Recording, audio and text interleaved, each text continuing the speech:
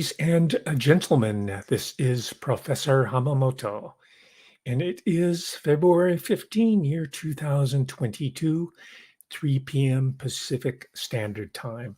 I hope you're doing well today, and I'm so glad and gratified and grateful that you intrepid scouts have followed me over to this channel. I see a lot of familiar names, and let me take a quick moment to acknowledge your presence here. There's a few here, fewer than usual because of the timeout that I'm on. But welcome, Marcia Ezel, Corky Goss, Roland Tay.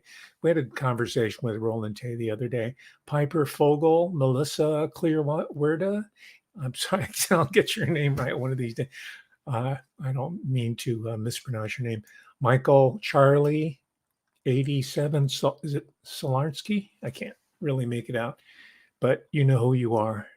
And I couldn't, and I'm sorry, Ayapi at the very beginning. He or she was there early on, and I couldn't help but notice that the first two comments, Solarski and Ayapi, were not very flattering or favorable towards people in the mental health field, psychiatry or psychology. And I have to say, I admit, I'm of the same mind, even now, even after having read Dr. Richard Gallagher.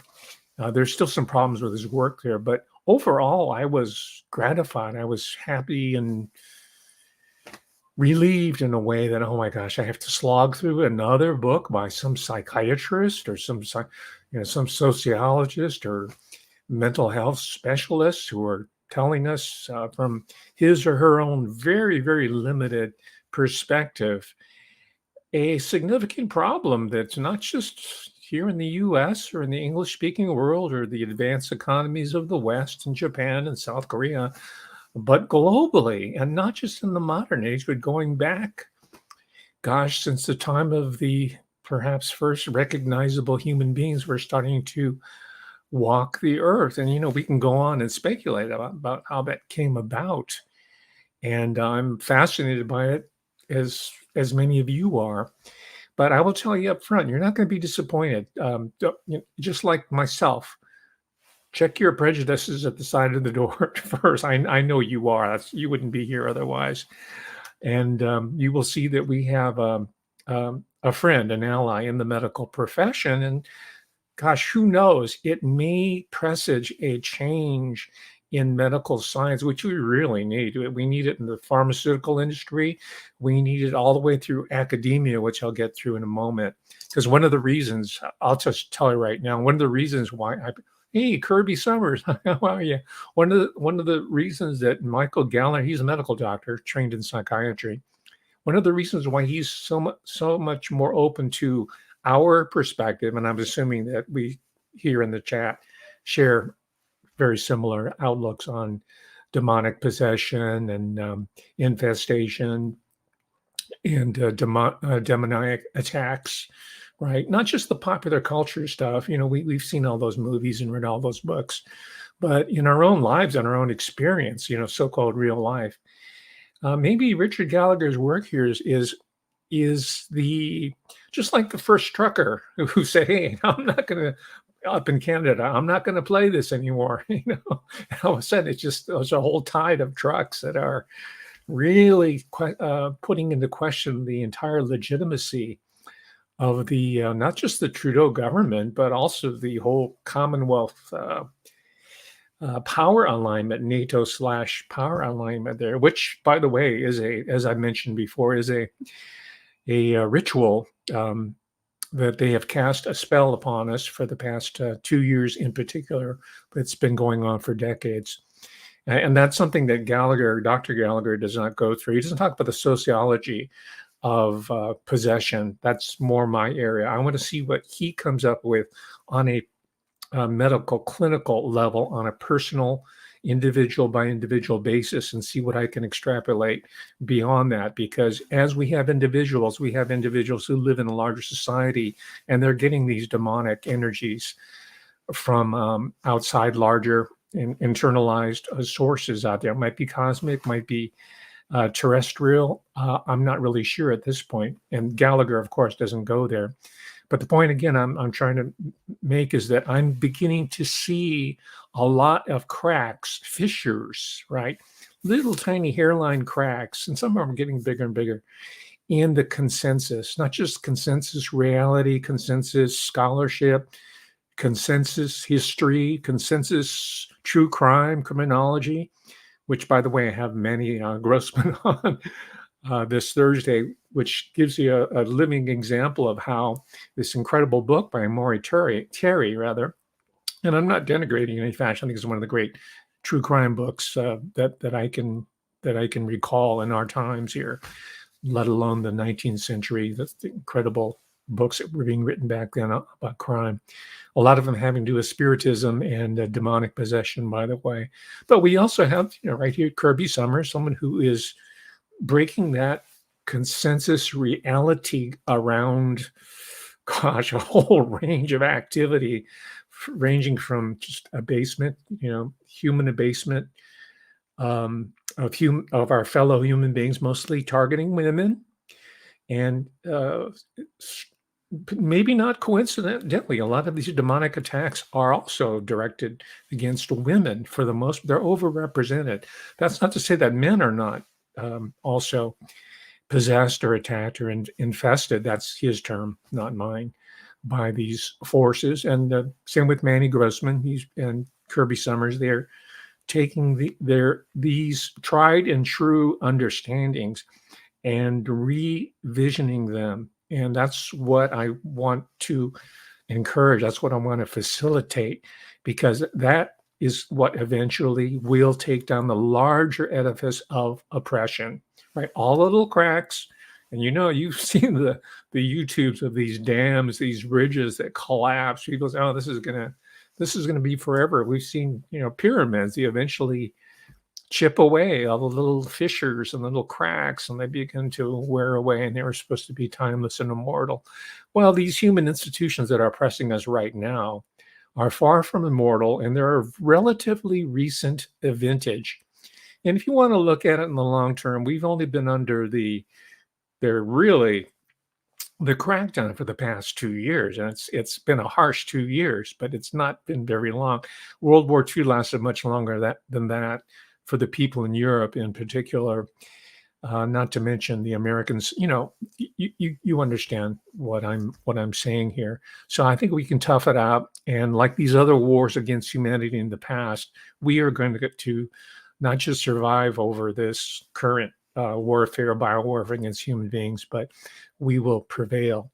And we can only do it with a lot of different perspectives that are being brought to the fore. And Dr. Richard Gallagher is one of them. So thank you very much for being here today.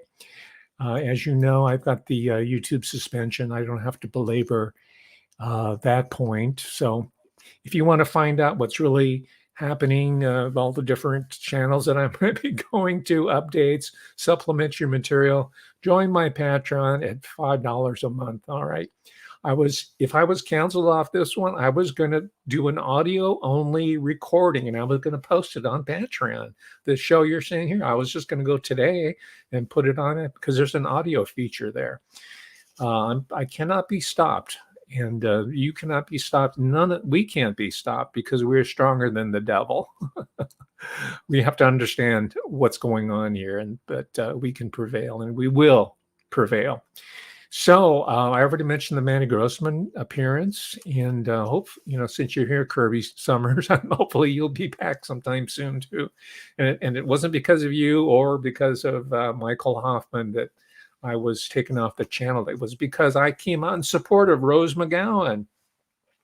I guess the establishment, especially the tech left, they thought she was one of their assets.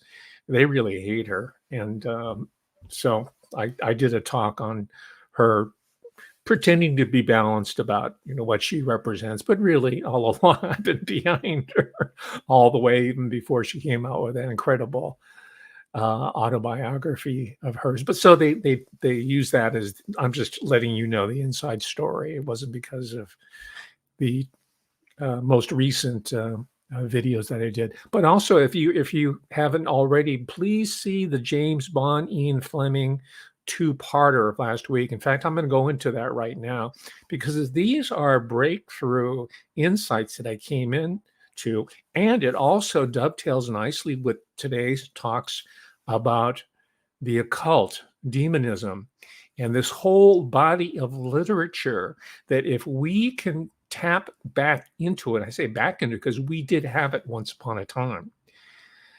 In fact, I grew up with it. I was trying to figure out today, how come I'm so interested in the whole Celtic mythos and the Celtic diaspora? I think it's going to be the Celtic people that rescue the world once again. And by that, I mean the Irish, the Welsh, and the Scottish people, and the English, of course, not just the ones in the home country. I'm talking about the diaspora. And there's a concept. It's more than a meme.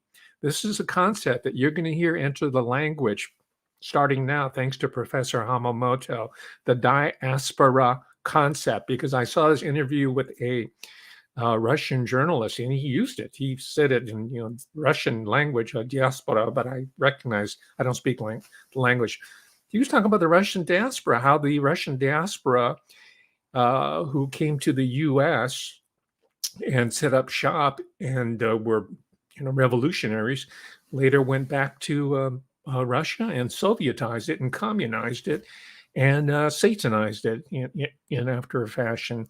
Well, it works both ways. The diasporic people of the Celtic tribes, right? That's how they came to North America, later became the U.S. and then the Commonwealth of Canada.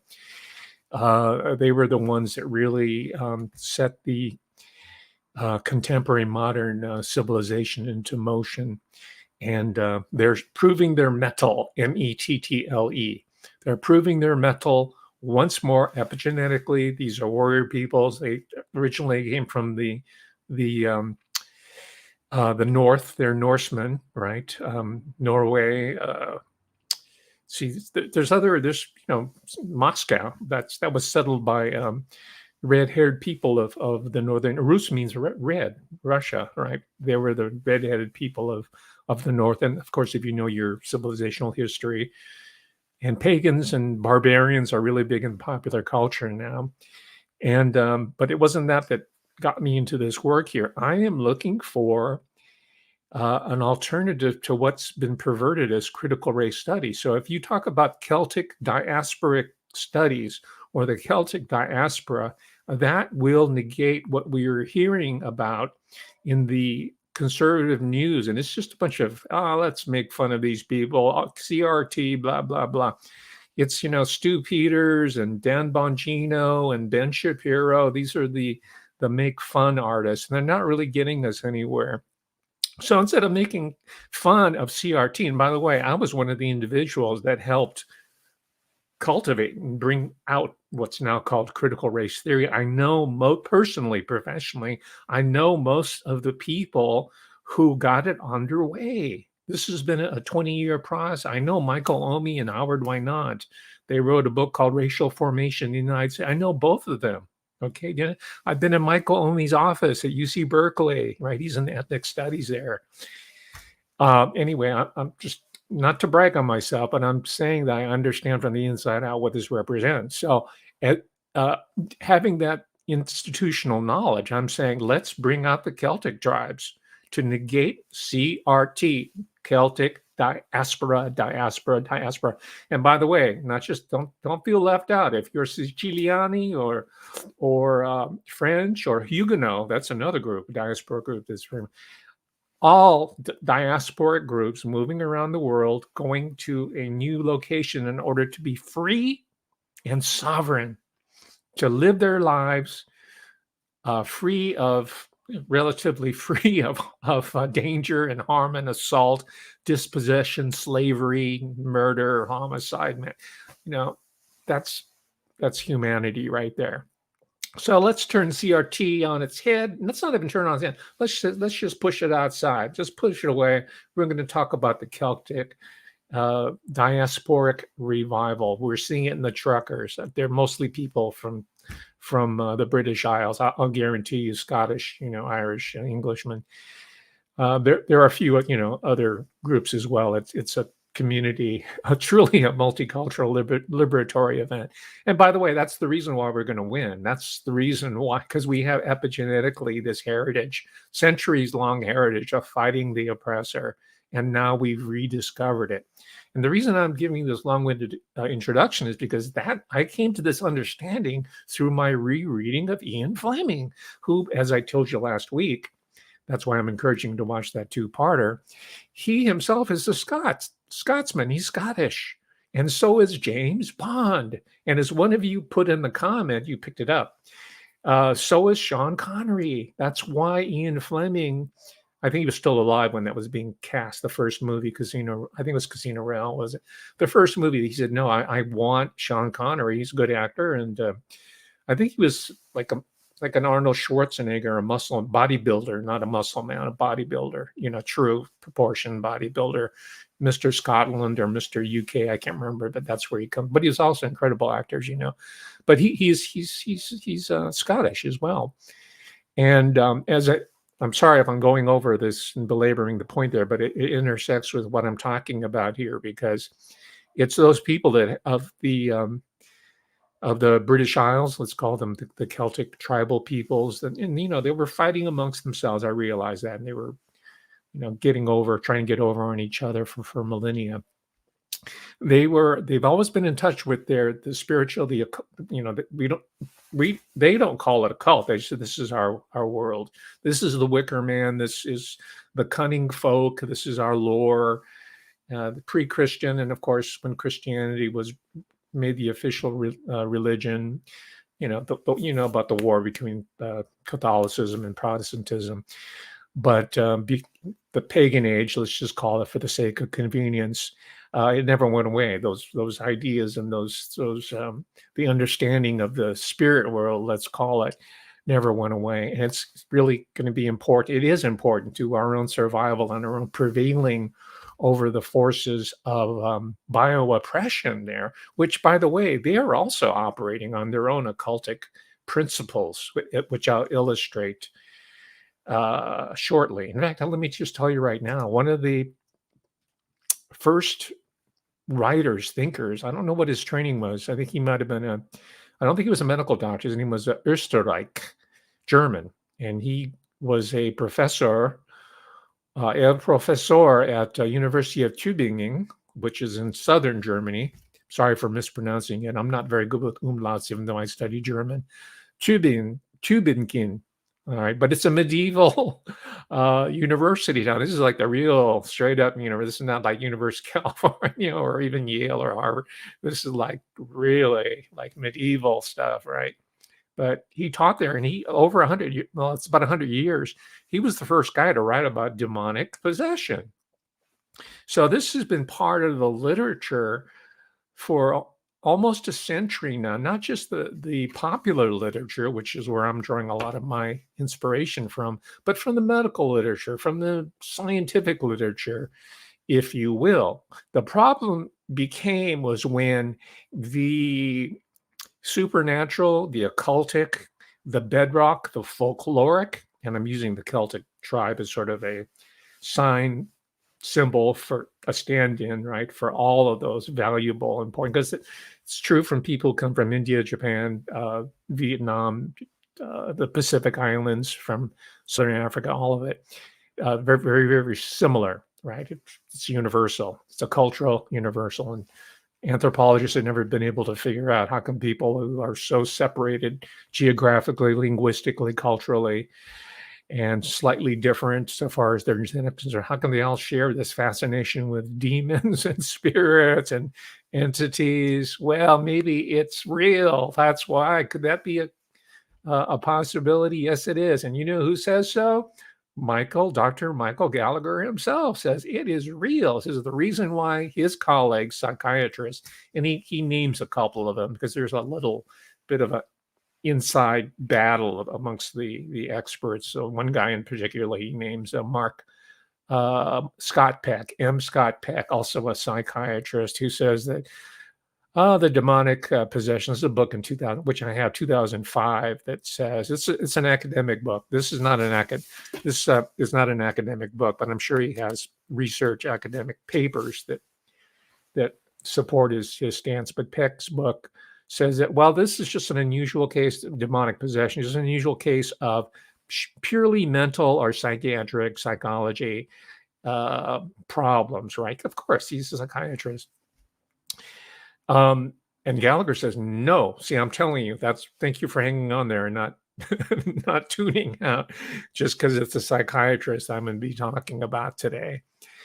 He says, no, it's not a mental problem. It's a spiritual problem. So we're beginning to see some guy with all the bona fides of an academic psychiatrist, with all the training and the internships and the residencies and the private practices and all the professional accolades, kudos, and bona fides that you want, is saying, hey, we have a spiritual problem here. And after 25 years of working in this field, which he has, I'm going to chime in and really try to set it straight. He doesn't say this, but I think Dr. Gallagher realizes that we are in this pivotal moment of takeover by these demoniacal, or if you will, satanic forces, right? Maybe and if he doesn't, the fact that this book was published in 2020, I believe, the timing's perfect. He must have anticipated it. And I wouldn't put it past him, because he's a highly intuitive, empathetic type of psychiatrist. He's not the type of psychiatrist we see lampooned on the movies that want to shock everybody. And we've all been, for the last 10, 20 years, reading about Dr. Ewan Cameron and all these psychiatric specialists, MK Ultra. That's all we hear, right? And unfortunately, that's blotting out. It's becoming part of a problem. It's blotting out our receptivity to people who are coming up with real solutions. I think Dr. Gallagher is one such person. And as I alluded to earlier, I think he's the tip of a larger spear that's going to be penetrating this aura. It's more than an aura. It's institutionalized. It's institutionalized psychopharmaceutical slavery that people like Peter Breggin have been writing about for years and years, right? And for those of you who've been watching my show, you know, for the most part, I will say it, I'm anti-psychiatry, and forgive me if you happen to hold a LCW or a Master Social Work, or in psychotherapy, MFCC, Master in Family and Child Counseling, pardon me, but I have personally had a lot of problems grappling with so-called psychotherapists driving me out of my own institution, out of the university. It's going on all over the country. Psychotherapists are replacing professors. And I know we have problems with professors. I was one. And I'm painfully aware of our fallibilities, our weaknesses. But I know that we're better than having students, people who are 18 to 22, sit at the feet all day instead of going to class. This is going on at the psychotherapists who are telling them how sick they are, putting them labels and put them on therapy, and then shunting them into these really dehumanizing lines of work or institutions. Because I wasn't doing that. I'm saying, no, you must shun going to work for Monsanto. You must not go to work for Bayer. Really, you should rethink your desire to become a medical science researcher, to create mRNA technology under the tutelage of Dr. Robert A. Malone, who, by the way, is a consummate actor. And he's a public figure, so I can say this. I think he's demoniacally possessed. I'm laughing about it. It's a nervous laughter, but I think he's definitely possessed. And he gave a good interview because he's an actor. He's an actor. These are the lords. I retitled this talk that it was going to be the Return of the Exorcist, but I retitled it, calling it the Lords of Misrule. He is one of the lords. He represents the lords of misrule who have infiltrated the medical establishment, the healing establishment, the healing institutions. And most of us are still old enough or young enough to remember the family doctor and how humane that health treatments were, even psychology. They were fairly benign, right? Here's a Band-Aid, here's an aspirin, and or if it's, there was a heroic deal, they had to set your arm or put a pin in you or something, or give you some oral surgery. Yeah, there are those type of medical people. But the point is that people like him are representative of a larger demoniac takeover. And this is not something that Dr. Gallagher goes into. I'm extending it for my purposes and to share it with you of what I see here. And that's why I'm reading him with such great interest. Anyway, we know that Fleming, getting back to finishing up with Ian Fleming, was very much read into this whole history of Celtic occult or secret knowledge, folk wisdom, right? From down to medicine through various forms of healings, herbology, trees. I see the maple tree, the maple leaf, the Canadian symbol, national symbol. I looked it up in a grimoire and said, oh my gosh, that's a real powerful occult symbol. And the truckers are railing it behind it. And I just, anyway, I'm not going to belabor that point. If you see that coming up, you know that this is where it came from me. And again, I forgot to mention, why am I so in tune with this? Because I grew up with it in the 1950s. Television, it was mostly British and Irish actors. We talked about Margaret O'Sullivan and Edward O'Brien, or they were Irish American, and it was very British because there was no. This is before YouTube. This is before there was a glut of material out there. They use old movies from the 30s and 40s that my parents grew up on, and they put it on 50s TV because there was no content, and they had to fill up the 24 hours with all these old movies and comedies, and not. This is early TV, so that's how I think I was that's how I got into Robert Louis Stevenson and all the great classics, which I'm now and James Bond and all Spies and all that on TV. Right now, I am looking at it through an adult as well as a if you will, academic perspective on what was coming through me here. So it's kind of like a full circle that I'm coming, that I'm closing. I'm closing that loop here and sharing it with you. And it's fun, to tell you the truth. It's a joy. Why is Fleming important in this? Because as I mentioned before, he's probably, and one of you in the crowdsource will have to check this out, his bloodline, his genetics. I think he's Templar blood origins, Fleming, right? He alludes to it. He can't talk about it overtly in the books, but I think he kind of sneaks it in there because you know why? I don't think he fully, like most of the people who rebelled against the English occupation or the Norman. Norman, by the way, means northern because the Normans, they came from the Northlands. They were the Vikings that went down to what now Normandy and then crossed the Channel and took over England and became part of that dynasty. But I think the Scots, the Scottish people, even though they submitted to the British throne, always had that sort of epigenetic resentment or resistance or withholding of the full loyalty, especially to the House of Windsor, which is not even part of the Stuart line. That's a Scottish line, right? Mary, Queen of Scots. Remember that? Well, you may not remember, but there are all these different lines of succession that are still contested, right, into this very day. So I think that's why James Bond is kind of like this. He's in the system, but he's not of it. And same with Fleming. He was in the system, and his father was a wealthy banker, by the way, from Scotland. I think he was set up by the remaining Templar Knights to go into City of London banking. That's another one of my conjectures. One of you will have to fill that up. My idea is to break new ground. You can plant the seeds there and reap the crops, but I'm a exploratory thinker, let's call it. And that's why Fleming always had that sense of alienation, right? Let's say if you were Native American, or no, let's say if you were like a soldier, the Negro Soldier, a film that was directed by one of my mentors at UC Irvine, Carlton Moss. He wrote it. He was in the movie. He was an actor as well. It was actually Frank Capra who took credit for directing, but it's Carlton Moss who worked under Frank Capra, who putting too fine of a point on it.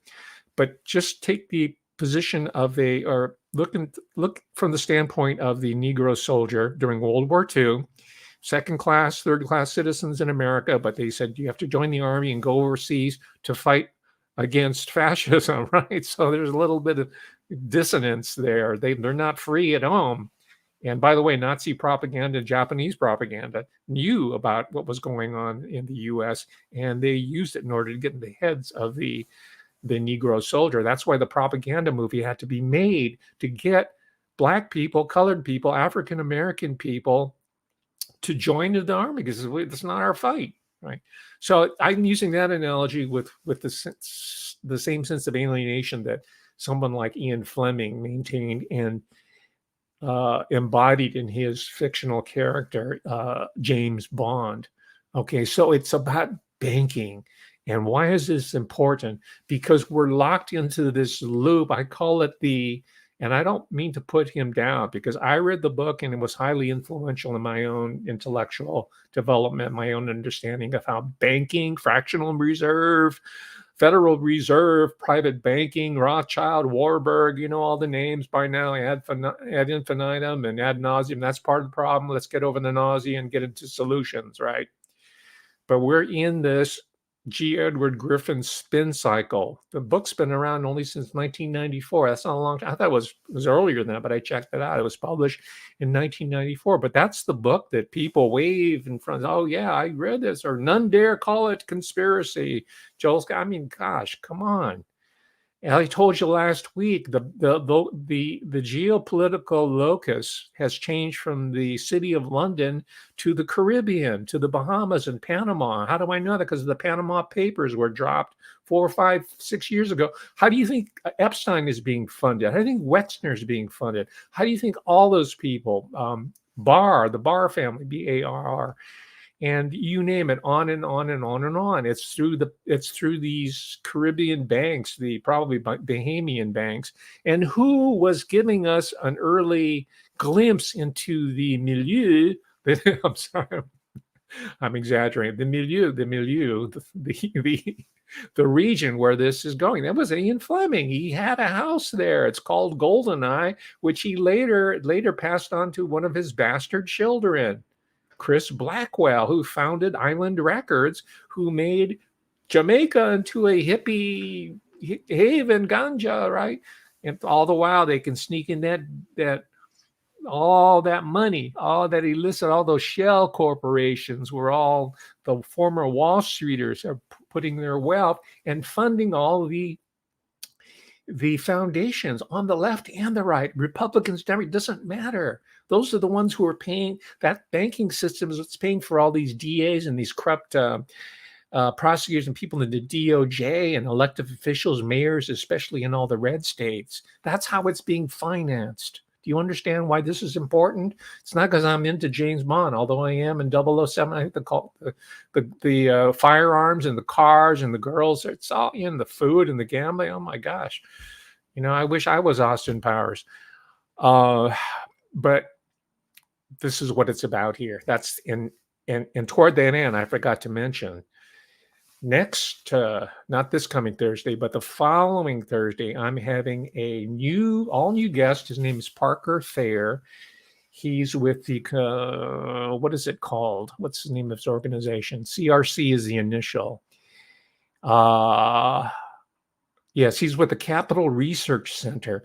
And I invited Parker Thayer specifically because he's been writing a series of articles about dark money.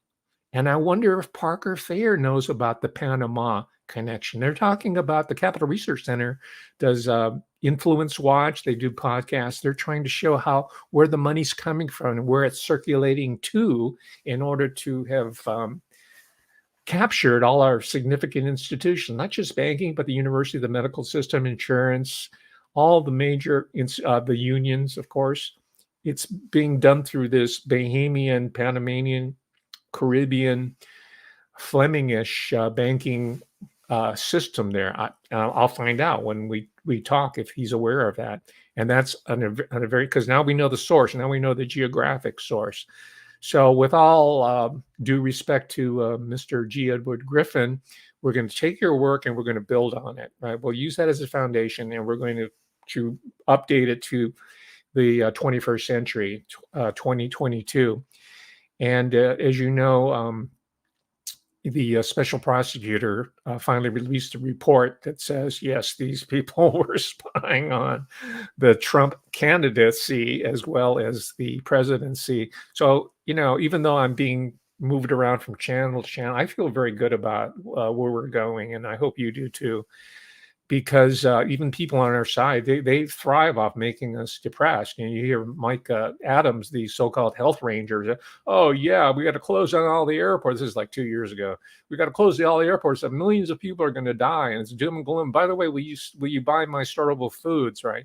These are the fear porn merchants, I call them, or the Ben Shapiro make fun, Stu Peters, the angry mock anger, and there are certain people that have come around, right? Like Joe Rogan. But I mentioned Joe Rogan in specific because Dr. Gallagher says this is one of the main takeaway points. I want to tell you right now before I run out of time, because this could help save you, or it might help you understand your own situation. And this is not medical advice, not therapy, not professional advice. I'm just repeating what Dr. Gallagher says here, Richard Gallagher. The biggest mistake that people make who succumb to possession, infestation, or otherwise demonic harassment, whatever, court pictures are falling off the wall, your bed shaking, you're levitating, and he believes in all these phenomenon. He's done hundreds of studies, and he's participated in exorcisms himself. By the way, I should give you his brief bona fide here. Let's see. He says that he was one of the first members of this professional organization. What does it say? I can't remember. I had it here. But he's a member of the International Exorcist Association. What I'm saying that he's not your typical psychiatrist here. So where was I going with this? I'm sorry, I got sidetracked here on Dr. Gallagher. Let me finish up with here. I will say at the outset that I'm disappointed that he is dismissive about so-called satanic ritual abuse. Right? He may not like the term, and he uses specifically the case of the McMartin preschool trial as an example. And he's also dismissive of so-called recovered memory, right?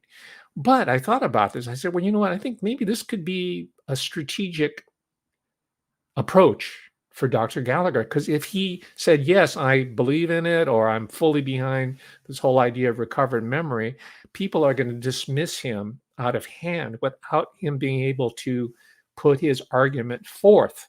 So I'll forgive him that, and that's not what the book's about anyway. I happen to believe in the reality of satanic ritual abuse. I've heard people, I've attended talks, I've read the books, of course, and I, just like you, I've seen all the YouTubes, but I've studied it quite a bit. I've seen it in music. I studied the music of Joan Baez, for example. Play Me Backward. That's an incredible track. I think you might be able to find it on YouTube. And I lived through I was alive. I was around. I was living in the area during the McMartin preschool trial. I was reading it every day. So I accept it. And I also pretty much accept the idea of recovered memory, not to say that they're all true. There could be lies, there could be scam artists. I mean, that's always possible. Automobiles kill people. Are we going to ban automobiles? Right? I mean, they're drunk drivers, but we're not. So the same way with these methods, and the same way with these approaches, you don't necessarily want to discard them just because politically they're liabilities. And just as a point of interest, because whatever I research, for some reason, for some strange, bizarre, infestational reason, UC Davis keeps coming back to haunt me. And sure enough, on page 210, Dr. Gallagher cites the research of a woman named Professor Gail Goodman I don't think she's still. I think I have the article in my files. I'll find it, and if I do, I'll put it on my Patreon so you can read it. It's an academic article. Gail Goodman and Philip Shaver at UC Davis, they did a whole study talking about how they reject the reality of ritual child abuse. Let me read it so I do not misstate his argument. It says, to address the question of the magnitude of this putative threat in as scholarly a manner as allowed by such often clandestine groups, Dr. Gail Goodman of the University of California, Davis, directed the largest study of this subject for the National Center on Abuse and Neglect. Sounds like a bogus organization if I ever heard of one. And this is quoting Professor Goodman. After scouring the country, she concluded, we found no evidence for large-scale cults that sexually abuse children. Hey, you know what? You don't have to believe me. All you have to do is read the recent articles and magazine and journal, not very many journal, but mostly popular literature, I mean publications, reputable ones, if you will, that talk about widespread abuse of children. And, you know, have you not heard of Rochdale and over in Britain and England and Jimmy Savile and that whole set there? I mean, and on it goes. So that's one quibble that I have with Dr. But I understand why he wants to kind of sidestep it so that he won't be pulled down into that morass out of which he will never get because he's been prejudiced too much. But he does throw down the challenge to the psychiatric establishment. I mentioned him name-checking M. Scott Peck and saying that, no, there are spiritual problems here. It's not all mental. It's not all the mind. It's not all in the brain like your neuroscientists are trying to argue, right? Not everything is neuro, although they're trying to tell us that. That includes Elon Musk, the great huckster, right? Who's pretending that he's on our side now, just like Dr. Malone is. And I will tell you, though, that Dr. Gallagher remains true to his stated argument at the beginning of the book. He doesn't pull any tricks. He doesn't. I was waiting. I said, when is he going to go sideways on me here when I'm reading this? When is he going to say that, well, more research needs to be done? That's typically the dodge that all these academic papers say, well, we need to really research a little bit longer. No, he says there are spiritual infestations. He has a whole typology. He categorizes that. The problems and possession, infestation, these attacks, they have them all very nicely laid out there in his academic work, which I have to look at closely, but I'll take him at his word right now. Oh yeah, I forgot. Okay, I found it. It says this is from his own bio, the longest standing American member of the International Association of Exorcists since its founding in the early 1990s. And he knew people like Father Amort. I downloaded that documentary. It got copyright strike. It was directed by William Friedkin, who directed The Exorcist, which was an adaptation from William Peter Blatty. And by the way, William Peter Blatty, the author of The Exorcist, cribbed from this 100-year-old book by Österreich from the University of Tübingen, right? That's where he got most of his material. And as you know, William Peter Blatty is a graduate of Georgetown University, and they have that whole tradition which they understand and keep for themselves, and they serve us up material like The Exorcist in order to give us the idea that we really understand what this is all about while keeping their true secrets under wraps. All right, but they can't totally, because if you read these books against the grain, people like Sheridan Le Fanu, he's a new author to me.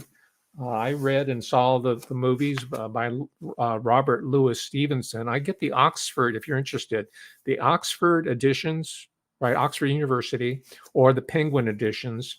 They're also a bargain. This is like $7.95. You can get it. It's even discounted on Amazon, but it's like less than 10. What can you get in entertainment and education at the same time? And I get the Oxford or the Penguin because they have really good introductions scholarly introductions that gives you the full scope of where he comes from. It's not just an adventure story. It's like Fleming. There's all these different layers that the average reader is not getting. So all this information was presented to me when I was a little child. I was sitting in my pajamas in front of the TV watching all these great classics imported from Britain with British and Irish, some Scottish actors and some Welsh. They were in Hollywood. They were the big group before Hollywood really became some sort of celebrity love fest as we see today, and it's bankrupted now because you know what? All the substantive tradition is absent. It's gone. It got melted out. It got taken away, and that's why it's going to crumble because we have the diasporic energies of the Celts and the Chinese and the Indian people in Asia, and also the native people from the Americas in general on our side, and that's that's a pretty good army, I would have to say. Oh, I'm just liking. Aren't you glad to be alive in 2022? Oh man, it's wonderful. It's live action combat and I've lived for this moment. I wanted this. I wanted this engagement. Thank you very much, University of California, Davis, and Professor Gail Goodman, and all you other dickheads who are out there. Anyway, enough from my. Don't get me started on that. Okay, so I was going to make the point. The biggest warning, and he doesn't do it in sort of a finger waving fashion, or he doesn't do it like your glitterbug preacher at the church and says, "Yeah, you got to get behind me, Satan, and don't ever go with the devil," right? He's not doing it from that perspective. He's saying he's doing it from the perspective of do not engage in these types of activities because I've been to hundreds and seen hundreds of case studies where people started playing around with this stuff, right? They got into right now, he mentions neo-paganism specifically, and he does it in a way not to be judgmental or to browbeat you. He's just saying, in my experience, the number of people who sampled this type of activity out of curiosity, or maybe because they wanted to rebel against their religious parents who took them to church 3 times a week, twice on Sunday, or they fell in with some group and wanted to be, like part of the Son of Sam said, whatever it is. Once they got into it, even though they might have grown disenchanted or were disgusted by it, those spirits did not let go of them. In other words, they continued to be possessed or infested or oppressed. These are his 3 areas: possession, infestation, oppression. Dr. Gallagher has that typology there. So he's not warning us as a moralist, and he's not really warning us as a medical doctor, because as we know already, most of your medical doctors are going to say, well, here's a Prozac, or here's something from Merck Corporation, and let me know if you feel better, and if you don't, we'll give you a bigger dose. I don't think he's anti psychiatric drugs, Dr. Gallagher, but he doesn't push them. In fact, one of the case studies that he talks about here is that one of these, I guess he was a teenager, so I'll call him a kid. He's 17 years old, who was being haunted and possessed, turned out to be like super overdosed on psychotropic drugs. And once they backed him, and again, this is not medical advice, but once they backed him off of that, he started to get better, and they started going to church. And eventually these visitations, these infestations went away. But in many cases, they don't. He doesn't give you, Dr. Gallagher does not give you a green light saying, okay, all you have to do is this, and this. You have to work at it. But that's a warning. And I've heard this before, not just from Dr. Gallagher, and I used to kind of laugh it off. Maybe I should really rethink my cavalier attitude towards what people have told me in the past. But I've been warned, saying, do not play with the tarot cards, not even on an intellectually curiosity level. You don't want to open those portals. And when I was a kid, we had the parlor games, Scrabble and Boggle and Chutes and Ladders and those games, the board games. checkers and chess, of course. And part of those board games, we also had a Ouija board, or Ouija, however we pronounce it, Ouija board.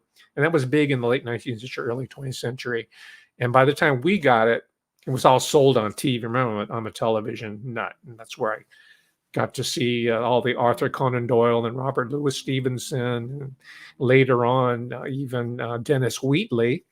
His cheap movies, low budget adaptations were being shown on late 1960s rerun television. They played these movies with commercials in them. So I was presented with the Ouija board as a toy, but now in reading more and learning more, and this warning here, he doesn't mention Ouija. I think he might, I can't remember by name, but I'm thinking that a lot of these toys that were being given are far from innocuous. In fact, to call them toys is a misnomer.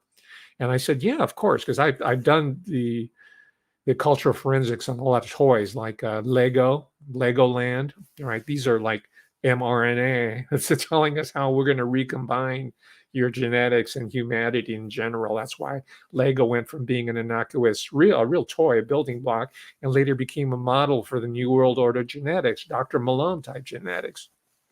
So I understand, because I've studied toys in a very serious fashion. I can understand how the Ouija board can be used as a portal for infestation in the guise of an innocuous. So, but you make that decision for yourself. You check it out. He also warns us against neo-paganism. And again, he's careful not to insult anybody of a religious faith.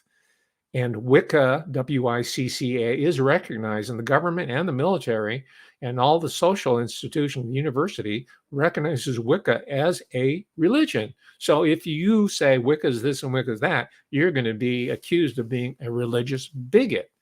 Now, I don't really care if you want to call me a religious bigot, but I understand that Dr. Gallagher does not want to put himself in that situation. So he kind of moves around the issue. And what I'm inferring from his work is that you do not want to get involved with that.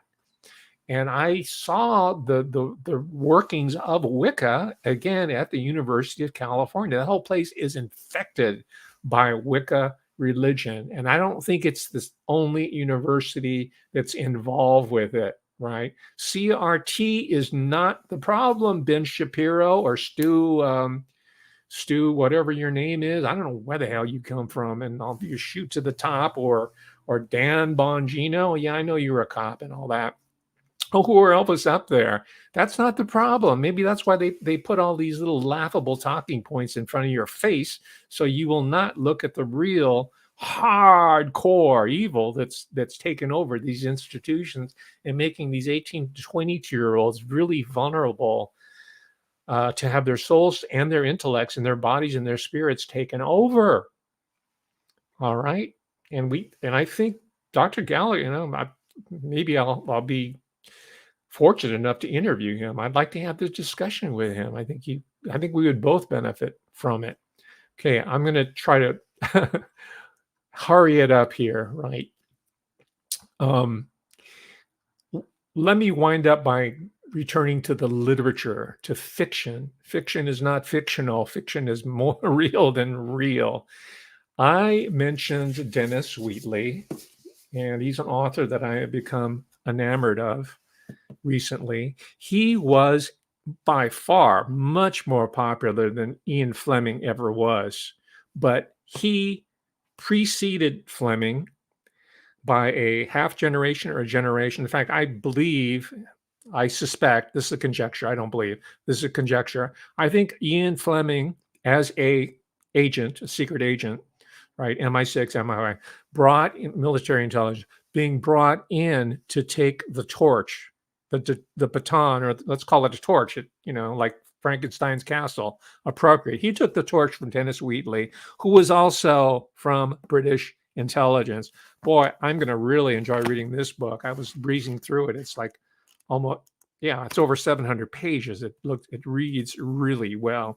And it just by kind of skimming through it, it confirms a lot of my conjecture, my hypothesis about the connection between the literature, the occult literature, like The Devil to the Daughter, which I'll read about in a moment, The Devil Rides Out, which were later made into Hammer films from Britain, low budget movies that I used to watch in reruns on TV, starring Christopher Lee, who also warns us on YouTube not to get into the occult, because somebody in the audience said, we hear that Mr. Christopher Lee, that you have one of the largest occult libraries in the world. I said, nope, it's a correction. It's a mistake. And I warn you not to go. This is Christopher Lee, who played all these incredible roles in the cheap Hammer films. And I'm going to do a study of them. Maybe I'll do a talk on Hammer films. I'm going to order the books on it. I've been watching the movies systematically. But why? Let me conclude with why I called this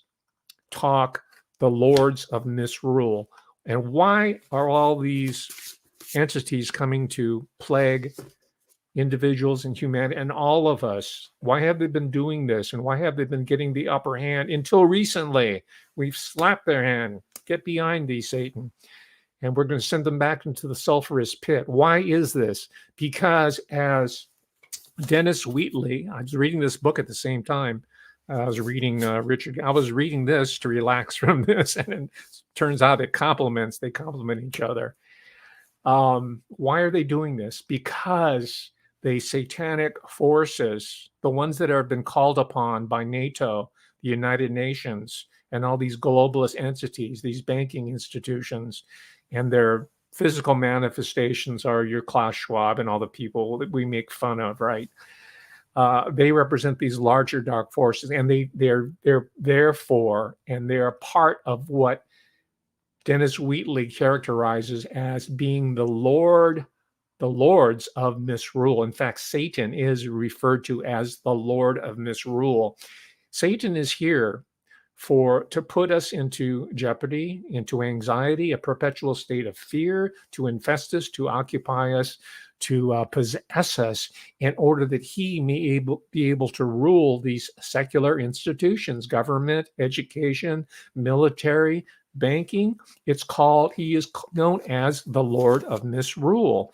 And the premise of this particular book here is that of a young lady who has an inheritance where she could live down the south of France, who by day is a very normal, vivacious, beautiful, and intelligent, and French-speaking. She's an English girl, but she went to a boarding school for a couple of years in Paris, so she's fluent in French.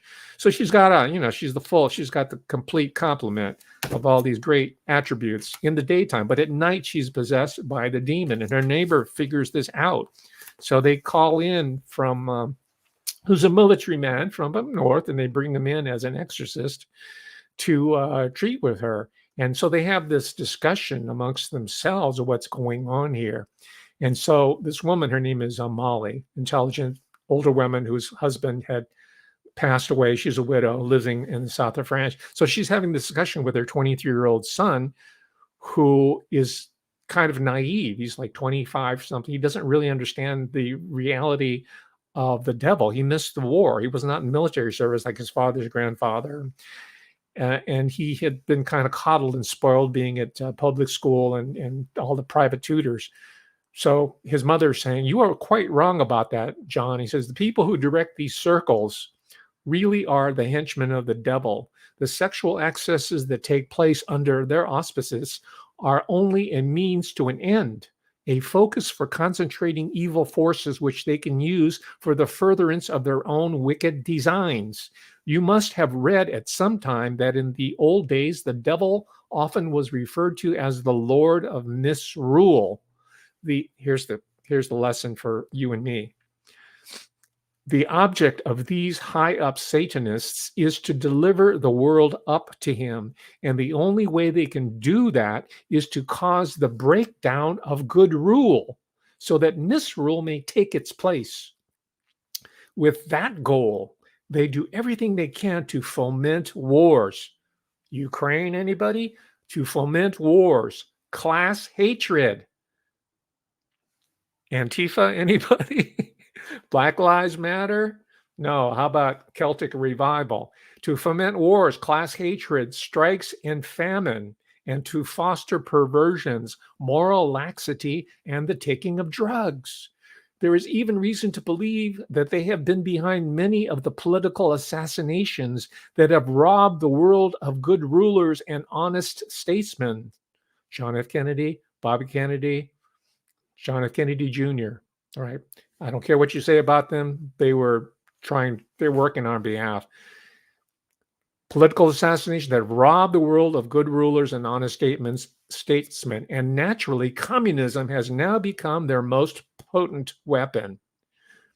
All right. So Wheatley brings it all into focus. The politics of evil, right? The Lord of Misrule. That's what these characters have been running on us, right? And we got Stu Peters and Dan Bongino and Ben Shapiro occupying hundreds of thousands of viewers with child's play, with mockery, just like this kid, Johnny, whose own mother had to set him straight. You are quite wrong about that, Johnny. She has to sit him down and say, you don't understand nothing.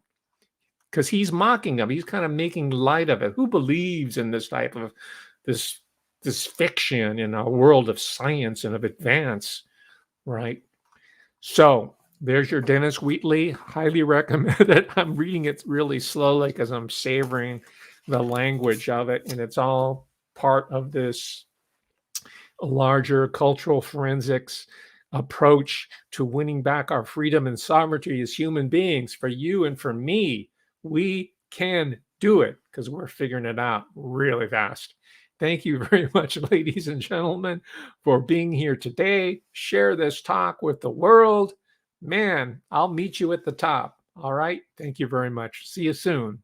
Bye.